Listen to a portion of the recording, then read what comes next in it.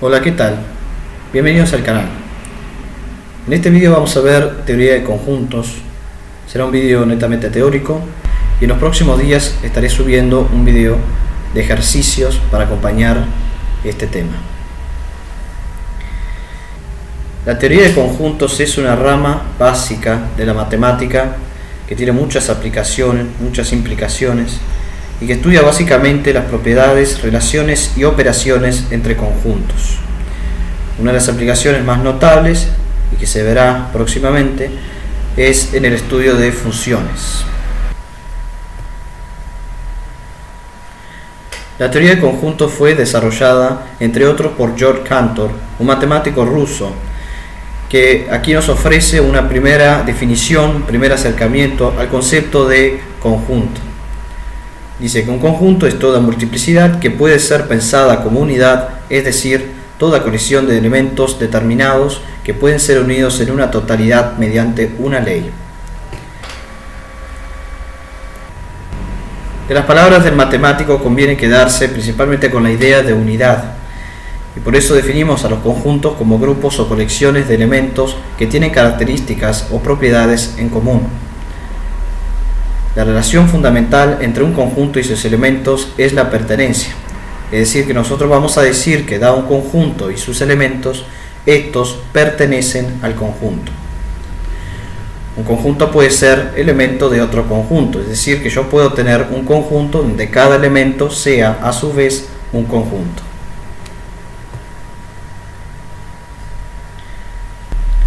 Veamos algunos ejemplos de conjuntos. Para ello vamos a servirnos de un recurso muy interesante que permite visualizar mejor el significado del conjunto, que son los diagramas de Venn. Los diagramas de Venn fueron desarrollados por un matemático llamado John Venn y consiste básicamente en líneas cerradas, generalmente círculos, cuyo contenido representa elementos de un conjunto. En el ejemplo presente tenemos el conjunto 1, que son las estaciones del año. Sabemos que las estaciones del año son 4 y por lo tanto representados en un diagrama de Venn, este conjunto contiene los elementos verano, otoño, primavera e invierno. Ejemplo 2, el conjunto 2, planetas gaseosos del sistema solar. Sabemos que son 4 también, así que el conjunto 2 va a estar representado, como se muestra en pantalla, por un diagrama de Venn, donde los elementos serán Júpiter, Urano, Saturno y Neptuno.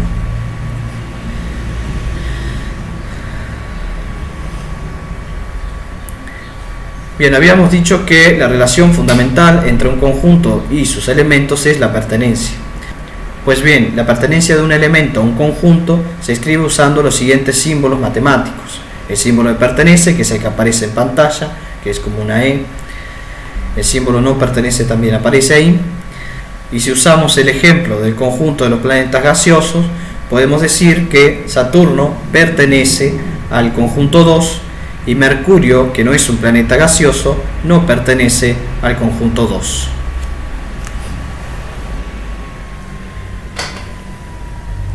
Vamos a ver ahora cómo enunciar los conjuntos. Para nombrar conjuntos se utilizan letras mayúsculas del alfabeto. A, B, C, P, Q, R, puede ser cualquiera.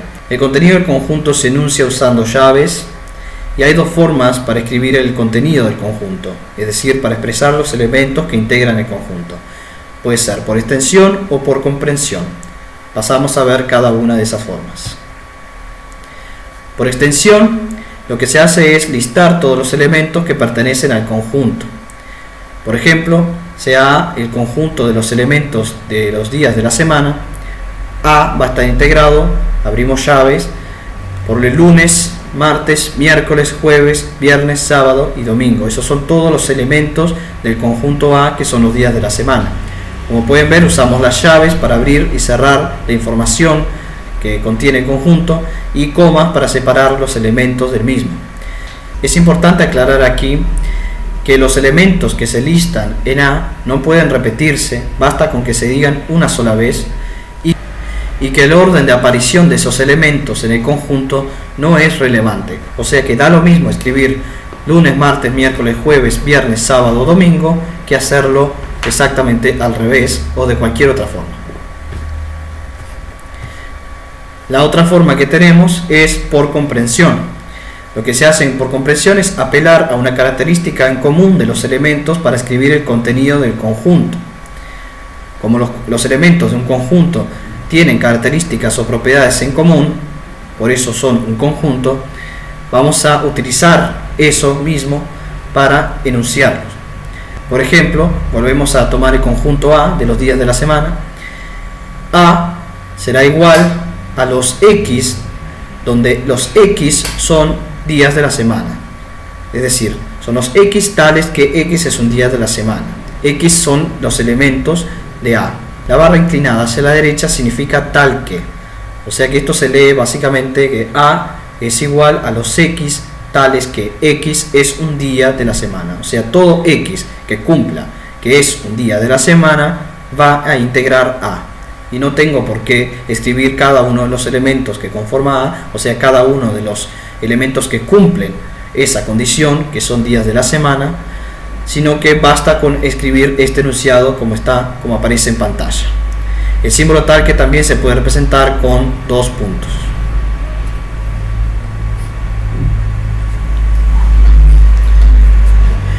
Pues bien, habrán notado que la principal diferencia entre esas formas de enunciar conjuntos es que una generalmente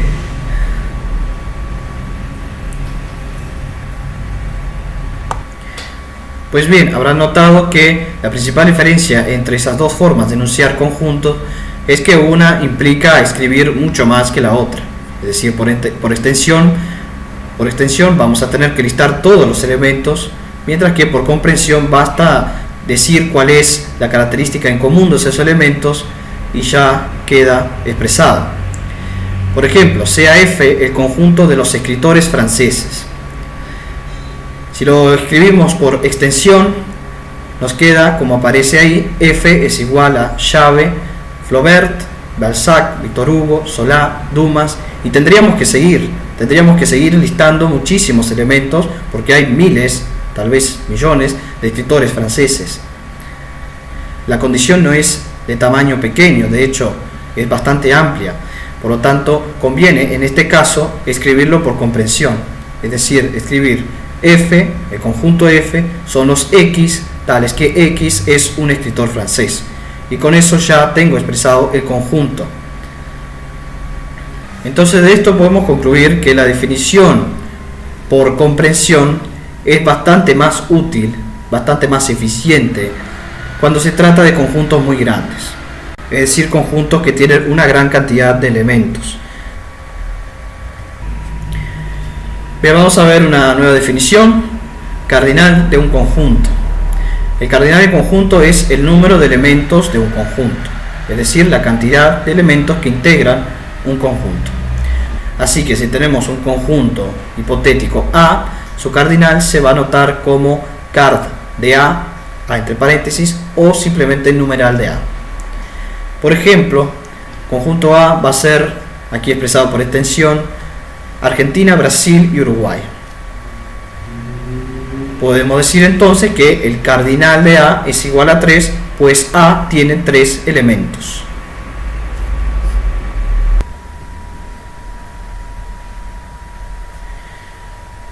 Vamos a ver ahora igualdad y equivalencia de conjuntos. Primero vamos a ver igualdad. Vamos a decir que dos conjuntos P y Q son iguales si y solo si poseen los mismos elementos. Expresado formalmente o en lenguaje matemático, nos queda P va a ser igual a Q si y solo si, la doble flecha significa si y solo si, abrimos una llave, para todo P perteneciente a P, es decir que P es un elemento de P chica es un elemento de P grande, se cumple, la flecha orientada hacia la derecha significa se cumple entonces, o implica que P pertenece también a Q. Y también al mismo tiempo tiene que cumplirse que para todo Q perteneciente a Q se cumple que ese elemento Q también pertenece a P. Es decir, que todos los elementos que están en P están también en Q y que todos los elementos que están en Q están también en P. Eso es básicamente lo que quiere decir esa expresión. Eso va a significar que los dos conjuntos son iguales. Algo importante destacar de esta expresión es que el sí, solo sí, significa que si se cumple lo que está a la izquierda, se va a cumplir lo que está a la derecha, y también significa lo inverso, es decir, que si se cumple lo que está a la derecha, se va a cumplir lo que está a la izquierda. Vamos a ver ahora equivalencia. Se dice que dos conjuntos son equivalentes si, solo si, poseen el mismo cardinal. O sea que van a ser equivalentes si poseen la misma cantidad de elementos. Ejemplo, conjunto A, Argentina, Brasil, Uruguay. Conjunto B, Do, Re, Mi. Como pueden ver, ambos conjuntos no tienen absolutamente nada que ver. Uno es un conjunto de países sudamericanos y el otro es un conjunto de notas musicales. Sin embargo, vamos a poder decir que A y B son equivalentes porque el cardinal de A es igual al cardinal de B. A tiene 3 elementos y B también tiene 3 elementos. Así que van a ser equivalentes, pero no van a ser iguales.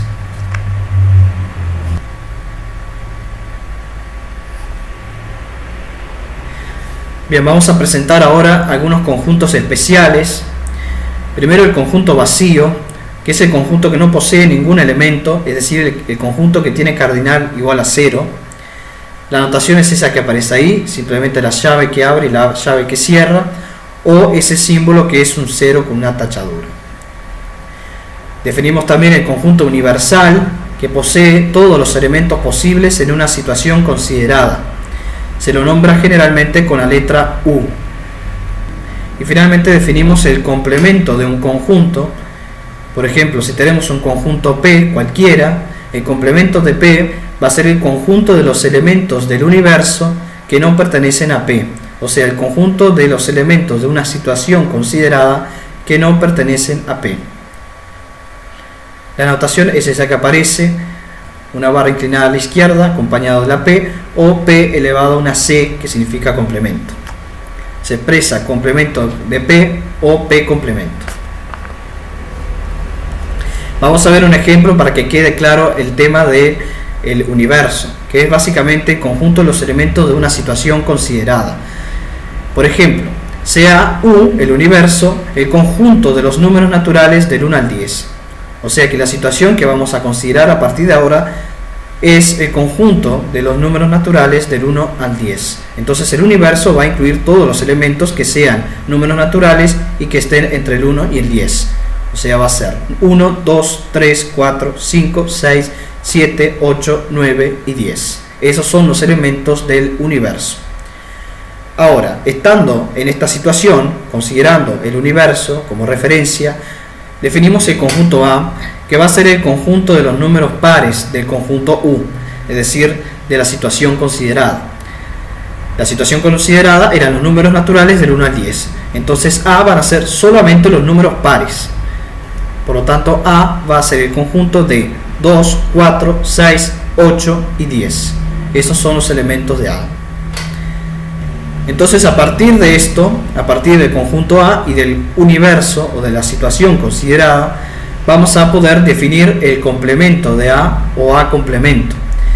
El complemento de A van a ser los números impares de U, o sea, todos los elementos que aparecen en U, pero que no están en A. A complemento entonces va a ser 1, 3, 5, 7 y 9.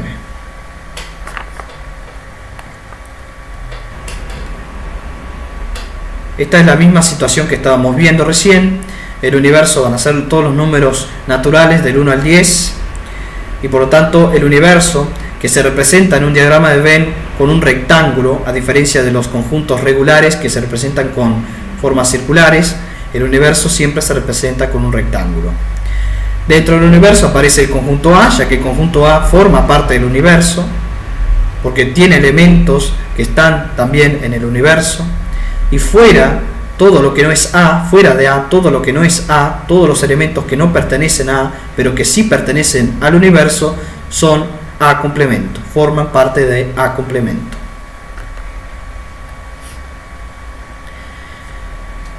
Bien, y habiendo visto esto de la inclusión de A en el universo, vamos a hablar justamente de uno de los temas más importantes de la teoría de conjuntos, que es la inclusión. Se dice que un conjunto P está incluido en un conjunto Q si solo si todo elemento que pertenece a P pertenece también a Q. La notación es esa que aparece en pantalla, con una U acostada y una línea debajo. En lenguaje matemático, en lenguaje formal, podemos escribirlo de la siguiente manera: P va a estar incluido en Q si y solo si para todo P elemento de P perteneciente a P se cumple que P pertenece también a Q. O sea que P va a estar incluido en Q si todos los elementos de P están también en Q. No tiene por qué cumplirse la inversa. Ejemplo, definimos Q, el conjunto de los siguientes compositores: Bach, Chopin y Liszt. Y definimos el conjunto P, que contiene a Chopin y a Liszt. Como los elementos que contiene P también los contiene Q, podemos afirmar que P está incluido en Q. La definición anterior admite la posibilidad de que los conjuntos sean iguales, es decir, que puede pasar que todos los elementos de P estén también en Q y que todos los elementos de Q también estén en P, es decir, que sean iguales. Habíamos definido la igualdad de esa manera hace un rato. Podemos escribirlo formalmente de la siguiente manera: P va a ser igual a Q si y solo si P está incluido en Q y Q está incluido en P. Es decir, que si nosotros verificamos que dados dos conjuntos P y Q, P está incluido en Q y Q está incluido en P, podemos entonces afirmar que P es igual a Q. A partir de estas definiciones se desprende el hecho de que un conjunto está incluido en sí mismo. También podemos definir la inclusión estricta, que es la que no contempla la igualdad, y se nota de la siguiente manera, con una U acostada sin la rayita debajo. O sea que P va a ser necesariamente más chico que Q, es decir, va a tener menos elementos, porque todos los elementos que tenga P van a estar en Q, pero P no va a ser igual a Q, por lo tanto Q va a tener que tener otros elementos. Si P está incluido en Q, se dice que P es un subconjunto de Q.